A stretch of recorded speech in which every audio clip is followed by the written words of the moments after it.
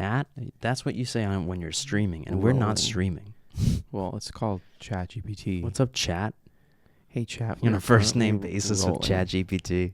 You're at a really important point right now because a lot of pieces are starting to exist at the same time.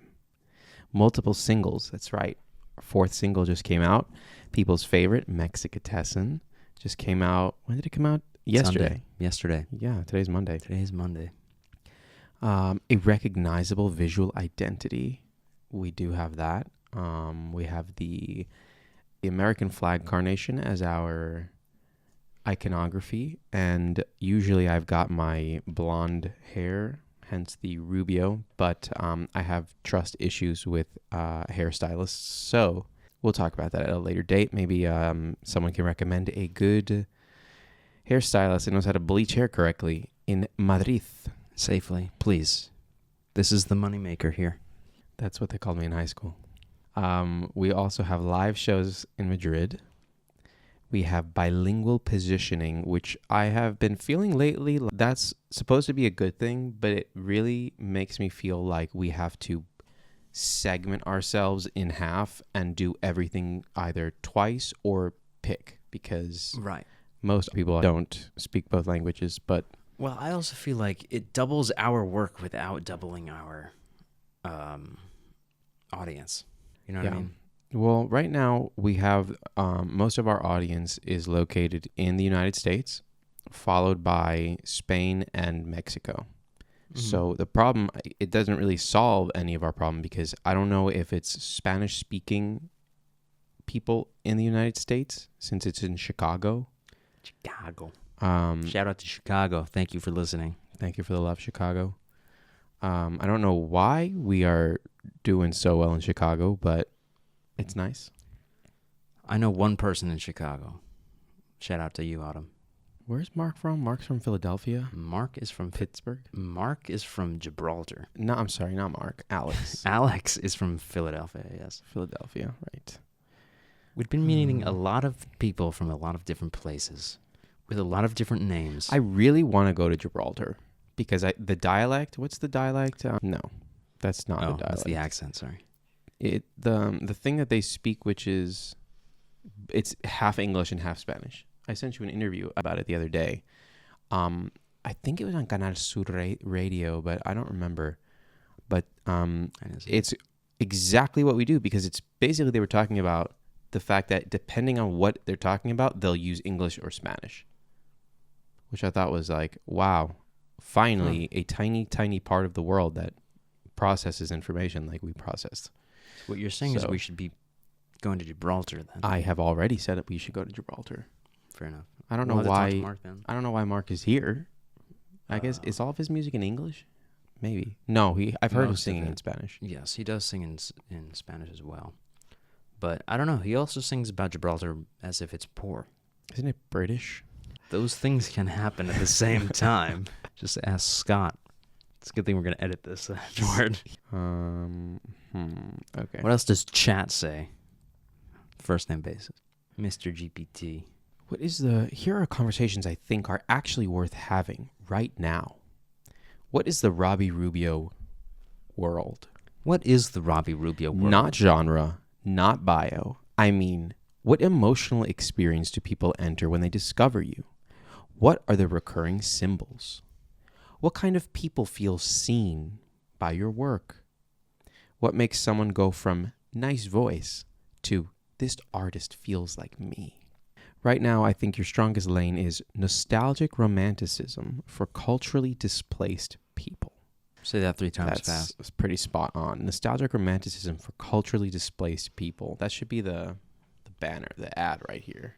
Nostalgic romanticism for culturally displaced people. Do that, and then go like this. And we'll do that. We'll add it in post. Nostalgic romanticism for culturally displaced people. Now we have to do it for vertical. So you just do it right here. Which song is the real breakout candidate? Not your favorite, not the most artistic, the one with the strongest identity, strongest first 10 seconds. I'll give it to me, yeah. Probably. No, I don't think so. I think the problem is each one of them has their own thing. Si Los Lirios has that amazing intro, which is one of my favorite intros, which is just this beautiful trumpet like ode to old Spain, which I love. But it's also not part of the single cut of the release. Right. We had to shorten it a little bit for the ADHD babies out there. You're welcome. Yeah. Because your strategy changes depending on whether... yeah. Though you know which one has been getting a lot of traction in Spain lately is Cuando Hables de Mí. Cuando hables de mí. I can also pull it up and we can find out. Si los lirios... What audience are you actually building? This matters more than people think. Right now, we potentially attract Spaniards abroad, bilingual Americans.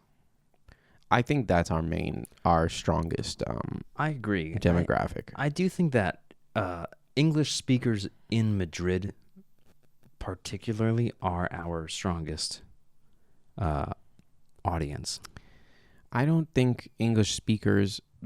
most of our music is either in both languages or is in Spanish.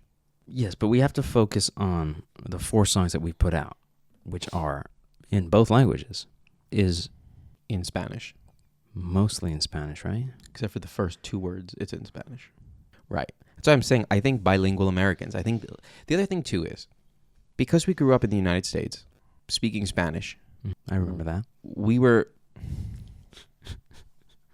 Our main source of Spanish culture while in the United States is all of Latin America, all of the influences from all of South America and Central America. And so I think that influence is very clear when you listen to the music. The music doesn't sound like anything that anybody in Spain is making. It doesn't sound like any of the usual tropes that I hear all of the Spanish singers usually fall into. Right. And then aside from that, even though we imbue certain parts of like flamenco rhythms or palmas into the tracks, my favorite music, I love rancheras.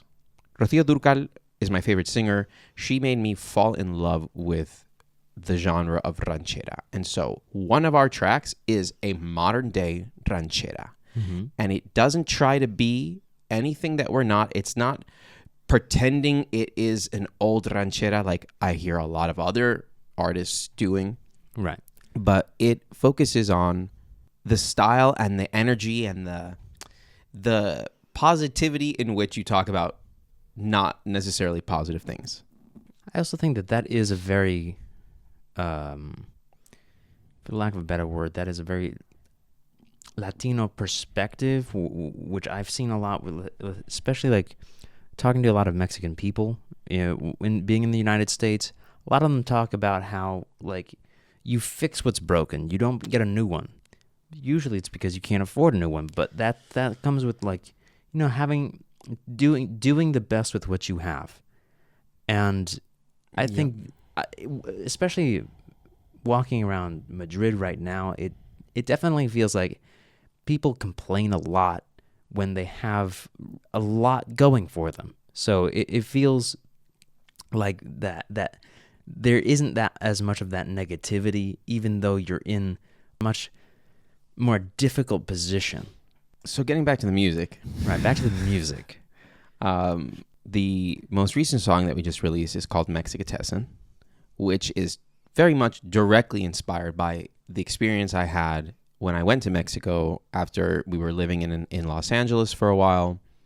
Very close friend of mine, super talented person from Mexico, took me around, and it was an extremely, extremely inspiring experience that I had there. We'll talk about that on another occasion.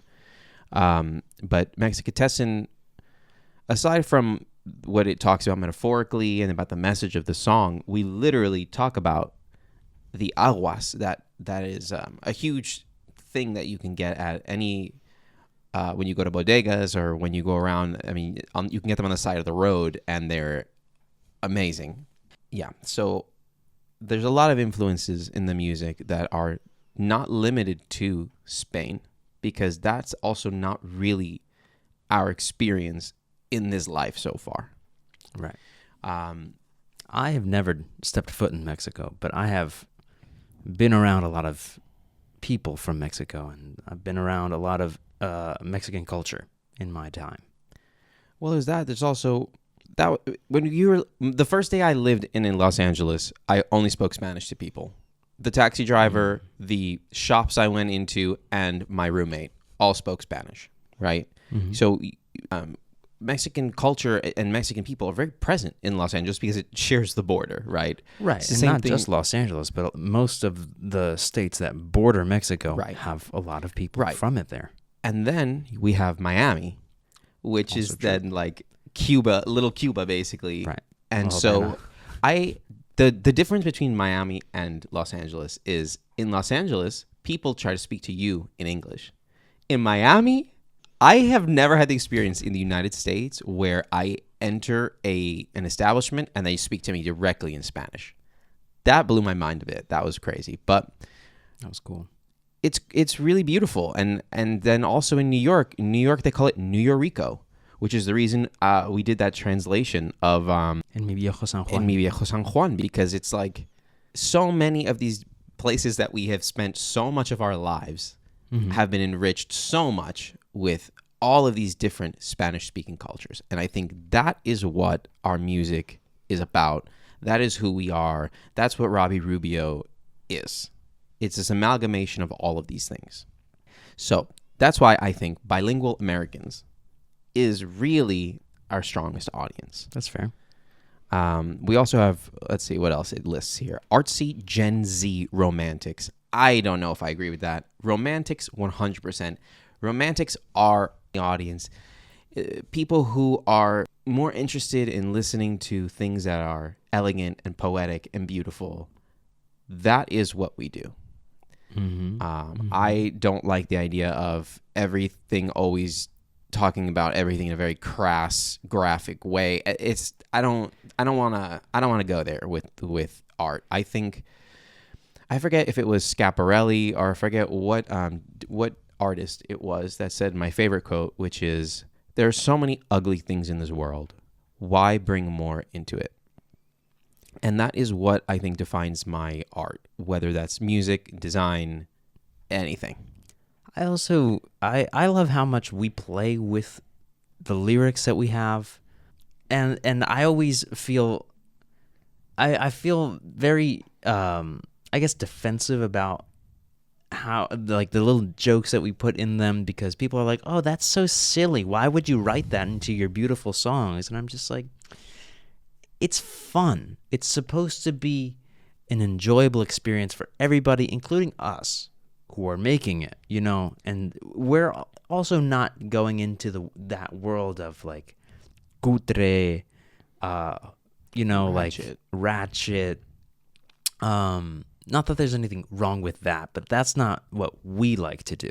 It's not what we like to do. I also feel like there is such an oversaturation of that in every market, in everything. I don't know. I don't understand this tendency in 2026 that it's been happening since I was in college and I was studying design, where I just feel like everything is going towards this barrio bajero, this like It's very sexualized. but not. It's not even about the sexualized. It's just things are about dissonance, and things are ugly on purpose, and they're that concept. I'm not attracted to that in any way. Right.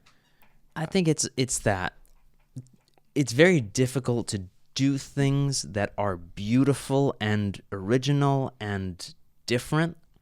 And so as long as you get two of those three, most people are okay with that.